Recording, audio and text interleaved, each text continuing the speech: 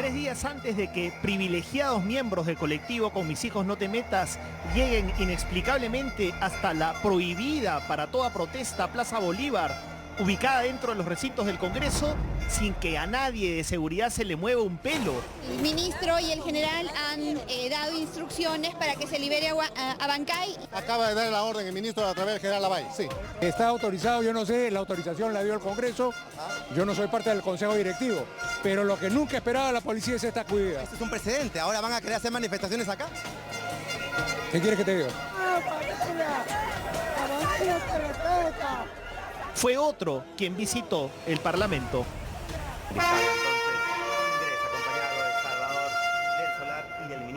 El martes por la mañana, cuando todo indicaba que el primer ministro Salvador del Solar iba a asistir a la cita en ese reino de Rosa Bartra llamado Comisión de Constitución para tratar el espinoso tema de la reforma política, hubo cambio de planes. En 5 minutos salimos a aclarar.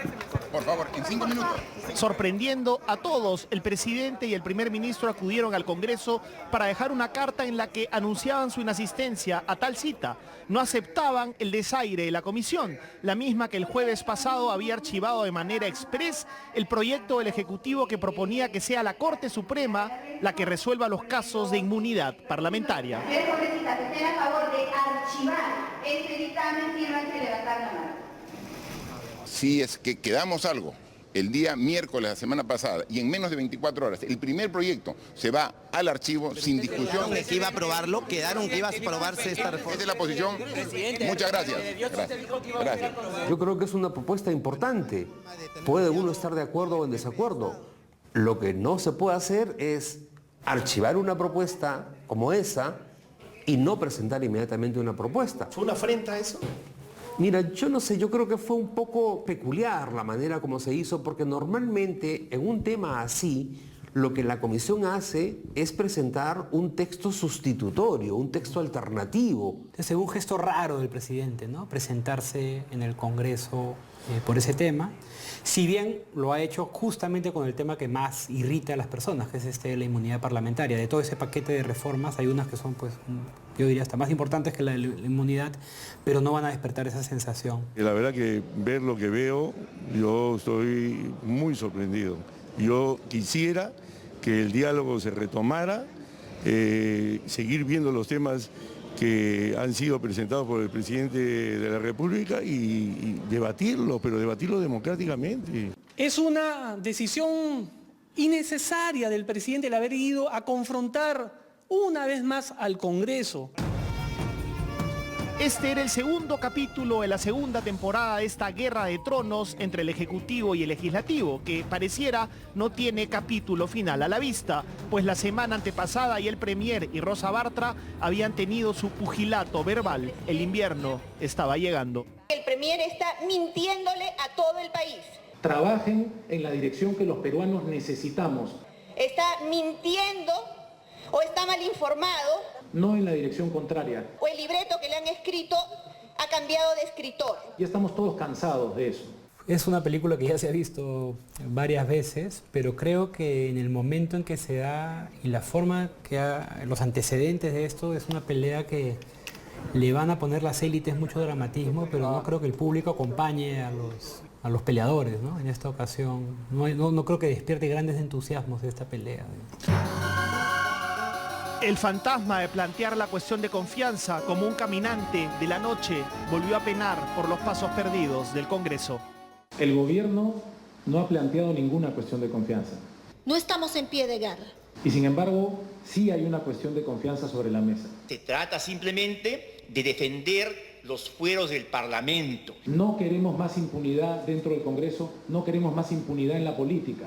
¿Qué le diría usted a Salvador del Solar y al presidente Vizcarra? Aprovechemos el reportaje de Cuarto Poder para que lo escuchen. Yo decirles a los dos que nosotros estamos dispuestos al diálogo. No hay que romper el diálogo, estamos en democracia. Volvemos, yo creo, a invitar al señor presidente del Consejo de Ministros que venga acá a presentar todas las inquietudes que tiene con respecto a estos proyectos de ley que con todo derecho han presentado y que tienen que ser vistos acá en el Congreso. Y hay la predisposición de verlo, pero queremos escuchar su palabra también. Legislativo y Ejecutivo están que se dan y se dan. Bueno, yo creo que tiene que haber un ánimo de consenso entre ambos. Las declaraciones del Premier el día de ayer en el sentido de que no va a plantear la cuestión de confianza ayudan en ese propósito.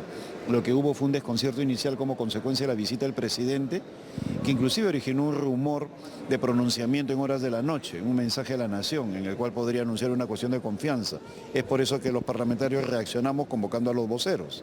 Pero luego de lo declarado ayer por el Premier, yo creo que las aguas van a volver a su sitio. La sesión, la próxima semana vamos a sesionar todos los días en lo que se refiere a la Comisión de Constitución y yo creo que ahí podríamos tener ya productos que satisfagan ambas partes. Bueno, parece una guerra de cuchillos, como hemos dicho nosotros desde el Nuevo Perú, y el problema es que en el medio de esta guerra lo que hay es la población harta del Parlamento y también decepcionada porque hay cosas que el Ejecutivo no hace, ¿no? Yo también estoy del lado de las personas que consideran que las confrontaciones innecesarias no nos llevan a nada.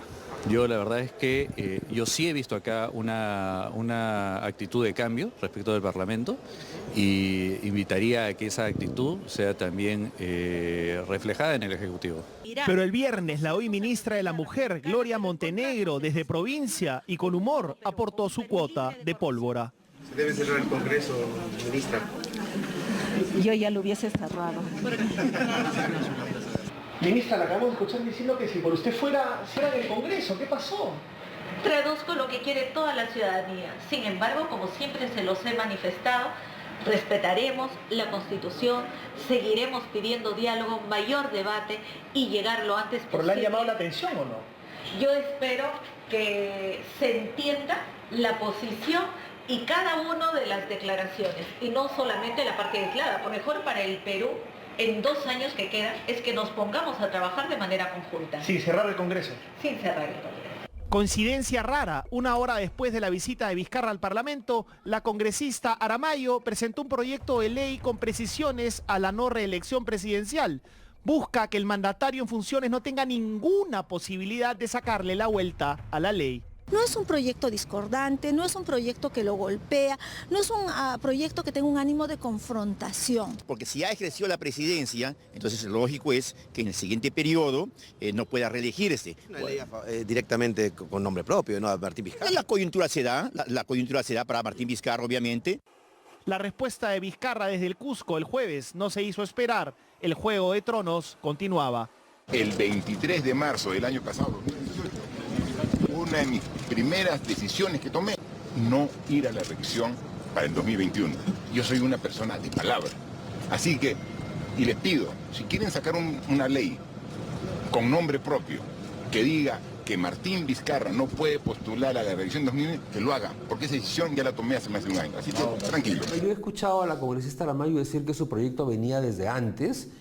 Es un proyecto que hay que ponerlo en discusión junto con los demás. Me parece que eso es sin duda perfectamente posible, ¿no? Como vemos, el gran enfrentamiento surge por el ritmo con el que la Comisión de Constitución ha tramitado los 12 proyectos legislativos de la reforma política de la Comisión Tuesta, los mismos que incluyen cambios constitucionales, democracia interna de partidos, penalizar los fondos ilegales de campaña, entre otros. Una reforma que solo conoce, según Ipsos, el 30% de la población. Lo que está en juego es elevar la calidad de los representantes políticos, es decir, tener mejores gobernadores, mejores alcaldes, mejores congresistas, mejores presidentes de la República. Tener campañas financiadas limpiamente y no con dinero de la corrupción o el narcotráfico, y no tener postulantes al Congreso que están buscando evadir la justicia protegidos bajo la inmunidad parlamentaria. Es complicado porque creo que se requería un gesto, ¿no? Se requería algo que muestre, oye, de verdad nos estamos comprando este pleito. Lo que pasa es que dado los antecedentes y dada la ausencia de qué estás diciendo, de propuestas claras hacia adelante, no queda claro en qué consistió el gesto. Al menos hay consenso en que la reforma política, aunque mal empaquetada, sí será aplicada al proceso electoral del 2021. El trabajo que se está haciendo acá en el Congreso está avanzando. No es tan rápido como muchos piensan. De hecho, cada una de las reformas toman tiempo, se requiere un debate, una discusión. Y yo tengo bastante fe de que se van a dar las reformas políticas. De hecho, más bien... ¿Para el 2021? Para el 2021, por supuesto que sí. Tenemos tiempo para hacerlo. El Juego de Tronos está por momentos tan aburrido que hasta el príncipe trujillano Salaverry, presidente del Congreso, aparecía pontificando como un estadista en su propio camino a repetir el plato hacia la mesa directiva, cuya elección será en julio. Necesitamos un líder, un presidente que convenza, que una, no un presidente que amenace, que vaya a pechar a otra institución pública cuando las cosas no se dan. De esa manera solamente los dictadores logran que las cosas se hagan. En el Perú no tenemos dictadores. Si lo que el presidente está haciendo es preparando el terreno para un posible cierre del Congreso, que sea sincero y que lo diga. No tenemos miedo. No le tenemos miedo. Pero lo que más escozor generó dentro de la reforma fue la tan desprestigiada inmunidad parlamentaria consagrada en el artículo 93 de nuestra Constitución, que señala que los parlamentarios no pueden ser procesados ni arrestados sin previa autorización de ellos mismos, hasta un mes después de haber dejado el cargo, salvo en los casos de delito flagrante. Es una medida que creo que tiene un sentido y existe en todas partes del mundo, ¿no? Es una fórmula que parece interesante. Lo más saludable es que sea como todos los ciudadanos que tengan que responder ante la justicia directamente. En sintonía con la población también. Además. No hay cosa más odiosa que la población vea que hay un grupo de gente que tiene prerrogativas, privilegios, beneficios y que no puede ser tocada. Y yo no solo estoy a favor de que se acabe con la inmunidad parlamentaria, yo estoy a favor de que se acabe con la inmunidad de la que gozan todos los altos funcionarios. Acá, si se levantara, yo creo que ninguno de ellos quedaría. Estaría yo en Chagapalca y Orellana estaría acá. Lo más probable es que si no hubiese tenido inmunidad, los 28 juicios que me metió Orellana me hubiesen llevado a mí a Chagapalca y a él probablemente al Congreso. Casos como el de Donaire y el gasolinazo abonan en el impulso primario de eliminarla. Sin embargo, además de la propuesta del Ejecutivo que, repetimos, pone la decisión en la cancha de la Corte Suprema, hay por lo menos otros 5 proyectos con la idea de al menos modificarla.